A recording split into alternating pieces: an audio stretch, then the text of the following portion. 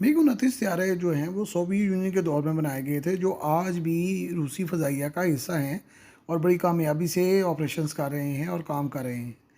MiG 29 त्यारा Soviet union के साबिक दौर में अमरीकी F-16 त्यारों के जवाब में बनाया गया था। ये त्यारा यकीनन उस वक्त के सफ़े अव्वल के त्यारों में शामिल था, जो अभी भी रूस समेत कई ममालिक का फ्रंट लाइन त्यारा है, जबकि भारतीय एयरफोर्स 80 की दहाई में इन त्यारों को ख़रीदने के लिए तैयार न थी, जो अभी भी रूस और भारत समेत दुनिया की 15 फ़ज़ाई अफवाज का हिस्सा रह चुका है और हिस्सा है। ऐसे तकरीबन 1600 त्यारे जो हैं वो बनाए गए थे, जिनमें से कम जो है वो 900 त्यारे अभी भी एक्टिव सर्विस में हैं। इस त्यारे की पहली परवाज़ 1977 में हुई थी, लेकिन इस त्यारे को 1983 में रूसी फ़ज़ाइया के हवाले किया गया था। हालांकि ये त्यारा 1981 में सीरीज़ प्रोडक्शन में चला गया था, लेकिन इसके ज़्यादातर जो त्यारे थे वो दोस्त ममालिक को जो है वो फराहम किए गए थे।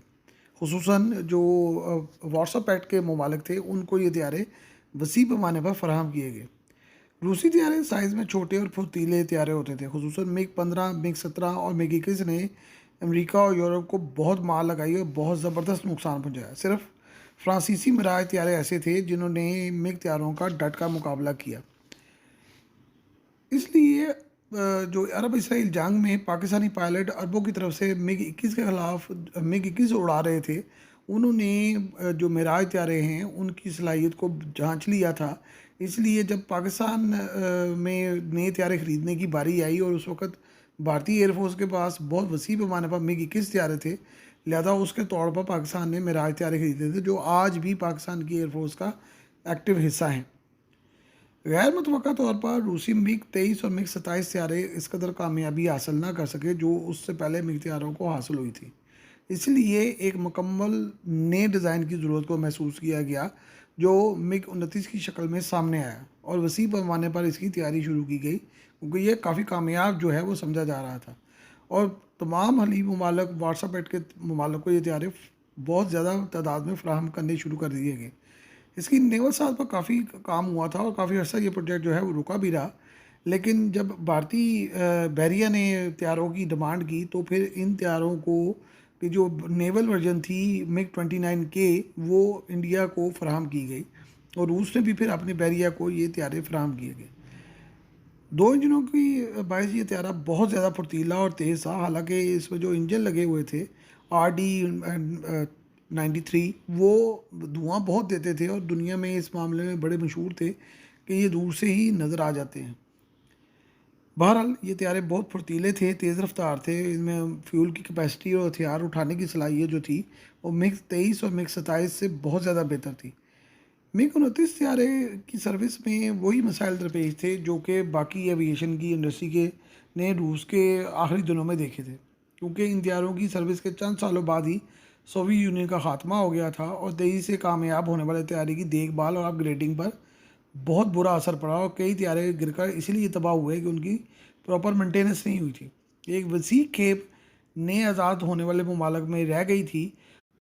भारत जो त्यारा था उसका पहला आलमी ख़रीदार था। भारतीय फ़ज़ाइया मेराज 2000 त्यारे ख़रीद चुकी थी और वो मज़ीद मेराज त्यारे ख़रीदना चाहती थी, लेकिन 1984 में हुकूमती सतह पर मुआहदे के तहत 44 मिग 29 त्यारे जो हैं वो भारत को फ़राहम किए गए। 26 मज़ीद त्यारे जो हैं 1987 में और 10 मिग 29 त्यारे जो हैं वो 1994 में फ़राहम किए गए। जो 10 त्यारे फ़राहम किए गए थे उनके बारे में कहा जाता है कि उनकी साख्त और उनके में जो लगे आलात थे वो किसी को नहीं पता, क्योंकि वो एक लिमिटेड एडिशन के त्यारे थे और ख़ुसूसी तौर पर इंडिया के लिए तैयार किए गए थे। कारगिल की जंग में भारतीय मिराज 2000 त्यारे और मिग 29 त्यारे बहुत कामयाब रहे थे और 2005 में मिग 29 त्यारों की अपग्रेडिंग भी इसीलिए करवाई गई थी कि ये मज़ीद काफ़ी अर्से तक काम कर सके।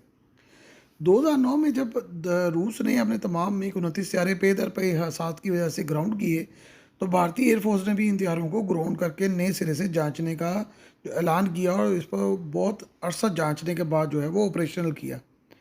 2010 में भारतीय नेवी के लिए 29 नए मिग 29 जो के त्यारे थे वो खरीदे गए। अब ऐसे त्यारों की तादाद 45 हो गई। भारतीय बहरिया फ़ज़ाइया के जो है वो तकरीबन 25 से 30 त्यारे मुख्तलिफ़ हादसात में जो है वो गिर भी चुके हैं और उनके पायलट्स भी हलाक हो चुके हैं। हाल ही में भारत ने इन त्यारों को बहुत ज़्यादा जदीद बनाया है और इनकी सबसे जो जदीद साख्त है मिग 29 UPG उनको ख़रीदा गया है और ये बहुत जो है केपेबल तैयारे हैं। यूक्रेन इन हथियारों को रूस के ख़िलाफ़ ही इस्तेमाल कर रहा है। ये हथियारे रूस के ख़िलाफ़ काफ़ी नाकाम रहे हैं और कीमिया व कब्ज़े के दौरान रूस पहले ही 45 MiG 29 हथियारे जो हैं वो यूक्रेन के अपने कब्ज़े में ले चुका है। बकाया हथियारों को अगरचे यूक्रेन ने अपग्रेड किया है, लेकिन ये हथियारे काफ़ी हद तक नाकाम रहे हैं। उसकी बड़ी वजह इनका फसूदा सिस्टम है, जिनको यूक्रेन ने 90 की दहाई के बाद 2021 में अपग्रेड करने की कोशिश की थी, लेकिन वो काफ़ी हद तक नाकाम रहे थे। पोलैंड ने अपने पुराने MiG 29 हथियारों को मुल्की तौर पर अपग्रेड किया है, लेकिन ऐसा सा फ़र्क किया जा रहा है। जर्मनी के इत्तेहाद के बाद 42 MiG 29 हथियारे मशरकी जर्मनी में रह गए थे और 2003 में 23 MiG 29 हथियारे जो रह गए थे बकाया, वो पोलैंड को सिर्फ एक यूरोफी हथियारे के हिसाब से जो है वो फ़रोख्त कर दिए गए थे। पोलैंड ने ऐसे 4 हथियारे जो उसके बाद में बचे 2023 में वो ऑपरेशनल थे, तो वो जर्मनी की इजाज़त से यूक्रेन को फिर दे दिए गए, क्योंकि असल में जर्मनी की मलकियत है। इराक ने कुवैत के हमले और अलाइड फोर्सेस के ख़िलाफ़ MiG 29 हथियारों का वसी इस्तेमाल किया था और जंग के बाद 37 में से सिर्फ 12 हथियारे ही जो है वो बकाया बचे थे, जिन्हें बाद में फ़ारग कर दिया गया था। शाम, मलेशिया, बांग्लादेश, शुमाली Korea, India, Poland, Sudan, Belarus, Azerbaijan, Bulgaria, शुमाली कोरिया, मिस्र, Algeria, Eritrea, Iran, Libya, Mongolia, Myanmar, Serbia, Peru, रूस, तुर्कमेनिस्तान, यूक्रेन, उज़्बेकिस्तान और यमन अभी भी इन हथियारों को इस्तेमाल कर रहे हैं और वसी पैमाने पर इनका पे काम हो रहा है। अमेरिका ने मशरकी यूरोप और जर्मनी से इत्तेहाद के बाद चंद हथियारे जो हैं वो ख़रीदे थे, कुछ मोल्दोवा से ख़रीदे थे और चंद हथियारे जो हैं वो तहकीकी मकासद के लिए कहा गया कि हम ख़रीद रहे हैं।